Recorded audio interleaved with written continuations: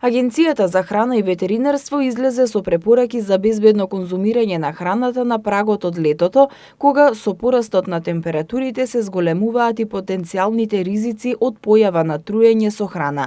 Високите температури се потенцијална опасност и за здравието на животните, доколку за нив навреме не се преземат мерки за обезбедување на доволни количини храна и вода за пиење. За да се спречи евентуална појава на труење со храна, неопходно е да се направи правилен избор и нејзина набавка, да се обезбеди соодветен транспорт и услови за чување на храната.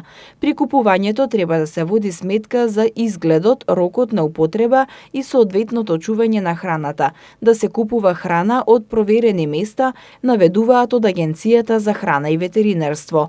Особено во услови на високи температури се препорачува да се избегнува да се купува и конзумира храна со оштетена амбалажа, нагмечена, надуена или напукната. Разладените или замрзнатите производи да се купуваат на крајот од пазарењето, а лесно расипливата храна, како што е месото, млекото, јајцата, да не се чуваат долго време во автомобили и во други транспортни средства. Да се одбегнува купување на разладена или замрзната лесно расиплива храна, која се чува надвор од ладилник или замрзнувач.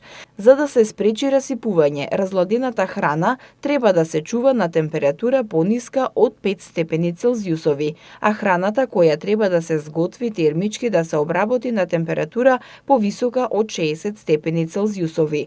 Овошјето и зеленчукот пред конзумација темелно да се измијат под млас вода, месото, млекото и јајцата термички добро да се обработат.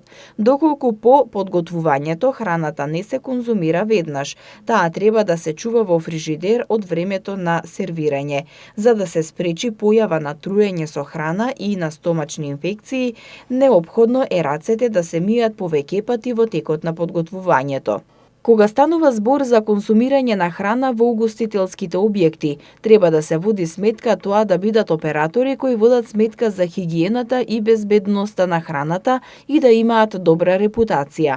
Во објектите за брза храна одбегнувајте ги додатоците кои не стојат во ладилник, како што се мајонез, кетчап, крем салати, сосови, преливи и слично. Доколку сметате дека храната не е безбедна, не ризикувајте, фрлете ја, советуваат од Агенцијата за храна и ветеринарство.